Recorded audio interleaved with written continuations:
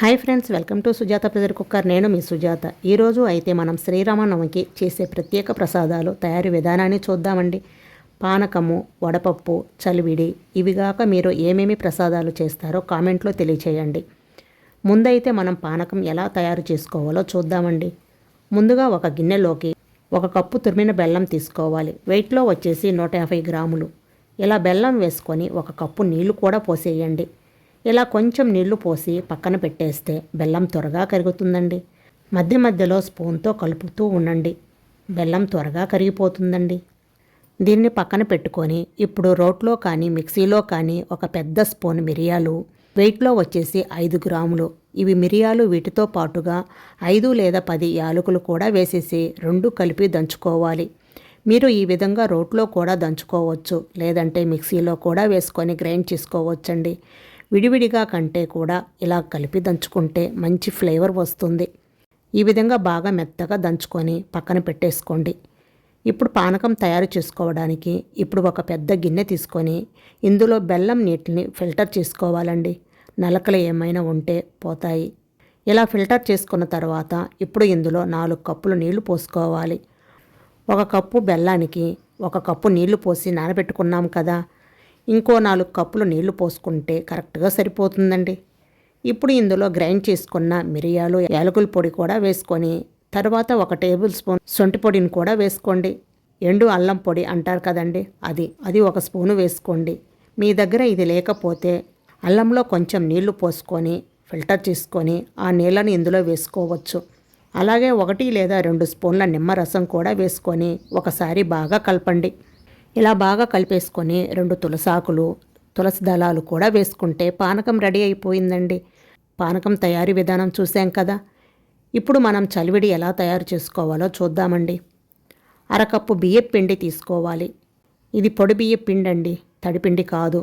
1/2 cup పొడి బియ్యపు పిండిలో 1/2 కప్పు పొడి బియ్యపు పిండిలో 1/2 కప్పు తురిమిన బెల్లం వేసుకోవాలి. 1 కప్పు బియ్యపు పిండి తీసుకుంటే 1/2 కప్పు బెల్లం వేసుకోవాలండి. ఇందులోనే 2 లేదా 3 యాలకులు వేసుకొని మిక్సీలో వేసుకొని నేను గ్రైండ్ చేస్తున్నాను. ఇలా గ్రైండ్ చేయటం వల్ల బెల్లం పిండిలో బాగా కలిసిపోతుందండి. అలాగే ఇందులో పచ్చి కొబ్బరి ముక్కలు కొన్ని వేసుకుంటే చలివిడి తినేటప్పుడు మధ్య మధ్యలో తగులుతూ ఉంటాయి. చాలా రుచిగా ఉంటుందండి. ఒకసారి ఇది అంతా బాగా కలిపేసుకొని ఇప్పుడు ఇందులో కొంచెం కొంచెం నీళ్లు పోసుకుంటూ కలుపుకోవాలి. నీళ్లు అస్సలు ఎక్కువ పోయవద్దండి. చూసుకొని కొంచెం కొంచెం పోసుకుంటూ కలుపుకోవాలి. ఇప్పుడు ఇందులో 1 టేబుల్ స్పూన్ నెయ్యి వేసుకొని నెయ్యి అంతా ఇందులో బాగా కలిసేలాగా కలుపుకోవాలి. నెయ్యి వేయటం వలన చలివిడికి మంచి రుచి వస్తుందండి. మీరు వద్దనుకుంటే స్కిప్ చేయవచ్చు. ఈ నెయ్యి అంతా బాగా కలిసేలాగా కలుపుకొని ఒక ముద్దలాగా చేసుకోవటమే. నేను ముందు చెప్పినట్టు కొబ్బరి ముక్కలు ఇప్పుడు వేస్తున్నానండి. ఇందులో పచ్చి కొబ్బరి ముక్కలు కొన్ని వేసుకొని కలుపుకోవాలి. ఆ నీళ్లు పోస్తూ కలుపుకుంటే బెల్లం కరిగి ముద్దలా అవుతుందండి. ఒకేసారి ఎక్కువ పోసేయకండి. ఇలా కొంచెం కొంచెం పోసుకుంటూ కొంచెం గట్టిగా ఫ్రెష్ చేస్తూ కలుపుకోండి. అప్పుడు ముద్దలా అవుతుంది. అప్పటి వరకు కొంచెం కొంచెం నీళ్లు పోసుకుంటూ చూసుకుంటూ కలుపుకోవాలి. చూడండి, ఈ విధంగా ముద్దలా అయ్యే అంతవరకు కలుపుకొని అంతేనండి, పచ్చి చలివిడి రెడీ అయిపోయింది. టేస్ట్ అయితే అద్భుతంగా ఉంటుందండి ఇలా చేసుకుంటే. ఇప్పుడు మనం వడపప్పు చేసుకుందాం. వడపప్పు కోసం 1/2 కప్పు పెసరపప్పుని ఒక గిన్నెలో తీసుకోవాలి. ఇలా తీసుకొని తగినన్ని నీళ్లు పోసి 1కి 2 సార్లు శుభ్రంగా కడిగి మళ్ళీ 1 కప్పు నీళ్లు పోసి గంట పాటు లేదా అరగంట పాటు నానబెట్టుకోండి. అరగంట తర్వాత చూడండి, పప్పు బాగా నానిపోయింది. ఇప్పుడు ఇందులో నీళ్లు అన్నీ వంపేసుకొని ఒక ప్లేట్లోకి తీసుకోవాలి. నీళ్లు అస్సలు ఉండకూడదండి, నీళ్లు అన్నీ వంపేసుకోవాలి. ఇప్పుడు ఇందులో 1 పచ్చిమిర్చిని ఇలా సన్నగా అంటే చిన్న చిన్న ముక్కలుగా కట్ చేసి వేసుకోవాలి. అలాగే 1 చిన్న కప్పు క్యారెట్ కూడా సన్నగా తరిగి వేసుకోండి.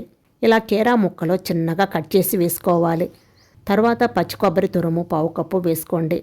2 లేదా 3 టేబుల్ స్పూన్ల పచ్చి మామిడికాయ తురుము కూడా వేసుకోండి. 3 టేబుల్ స్పూన్లు పచ్చి మామిడికాయ తురుము, ఇంకా రుచికి సరిపడా సాల్ట్ వేసుకోండి. నేనైతే ఇక 1/2 టేబుల్ స్పూన్ వేస్తున్నానండి. మీ దగ్గర పచ్చి మామిడి తురుము లేకపోతే నిమ్మరసం వేసుకోవచ్చండి. నిమ్మరసం, మామిడి తురుము బదులుగా నిమ్మరసాన్ని కూడా వేసుకోవచ్చు. ఇవన్నీ కూడా కలిసేలాగా బాగా కలుపుకోవాలి. ఇంకా కావాలంటే ఇందులో చిన్న బెల్లం ముక్కను కూడా తురిమి వేసుకోవచ్చు. కొంచెం మధ్య మధ్యలో తీయగా బాగుంటుంది. నేనైతే వడపప్పుని ఇలానే చేస్తానండి. కొన్ని ప్రాంతాల్లో అయితే వడపప్పు అయితే నానబెట్టుకున్న పెసరపప్పుతో చిన్న బెల్లం ముక్కను పెట్టేసి దేవుడికి నైవేద్యంగా సమర్పిస్తారండి. ఇలా అంతేనండి, వడపప్పు కూడా రెడీ అయిపోయింది. ఇంకా వీటితో పాటుగా శ్రీరామనవమి రోజున గుళ్ళల్లో ప్రసాదంలా ఇచ్చే నీరు మజ్జిగ విధానాన్ని ఎలా తయారు చేసుకోవాలో చూద్దామండి. దీనికోసం 1 కప్పు బాగా చిలికిన పెరుగు, ఎక్కడ గడ్డలు లేకుండా బాగా చిలికిన పెరుగు 1 కప్పు తీసుకోండి. ఇందులో చిన్న అల్లం ముక్క, 1 పచ్చిమిర్చిని, లోపల గింజలు తీసేసుకున్న పచ్చిమిర్చిని కచ్చా పచ్చాగా దంచుకొని వేసుకోవాలి. అలాగే సన్నగా తరిగిన కరివేపాకు, కొత్తిమీర, ఇంకా కొంచెం ఇంగువ, రుచికి సరిపడినంత సాల్ట్ను వేసుకోవాలి. నేనైతే 1/2 టేబుల్ స్పూన్ సాల్ట్ అయితే వేస్తున్నాను. ఇంకా ఇందులో 3 కప్పుల నీళ్లు కూడా పోసుకోవాలండి. చల్లటి నీళ్లు అయితే కుండలో నీళ్లు పోసుకోండి. ఎందుకంటే మజ్జిగ కాబట్టి మజ్జిగ కమ్మగా ఉంటాయి. 1 కప్పు పెరుగుకి 3 కప్పుల నీళ్లు పోసుకోవాలి. ఈ మజ్జిగ బాగా పల్చగా ఉండాలండి. నీరు మజ్జిగ కదా ఇది, అందుకని బాగా పల్చగా ఉండాలి. 1 కప్పు పెరుగుకి 3 కప్పులు నీళ్లు కరెక్ట్గా సరిపోతాయి. నీరు మజ్జిగ కూడా రెడీ అయిపోయింది. చూశారు కదా, శ్రీరామనవమి రోజున మనం చేసే ప్రత్యేక ప్రసాదాలు తయారయ్యే విధానాన్ని. మరి మీరు కూడా ఈ శ్రీరామనవమికి ఈ ప్రసాదాలన్నీ నైవేద్యంగా సమర్పించుకోండి. మీరు ఏమేమి ప్రసాదాలు చేశారో కింద కామెంట్లో తప్పకుండా తెలియచేయండి. వీడియో నచ్చితే లైక్ చేయండి. మీ ఫ్రెండ్స్కి, మీ ఫ్యామిలీ మెంబర్స్కి షేర్ చేయండి. Okay friends, simple and tasty recipes కోసం సుజాత ప్రెషర్ కుక్కర్ యూట్యూబ్ ఛానల్ని తప్పకుండా సబ్స్క్రైబ్ చేసుకోండి. Thank you for watching.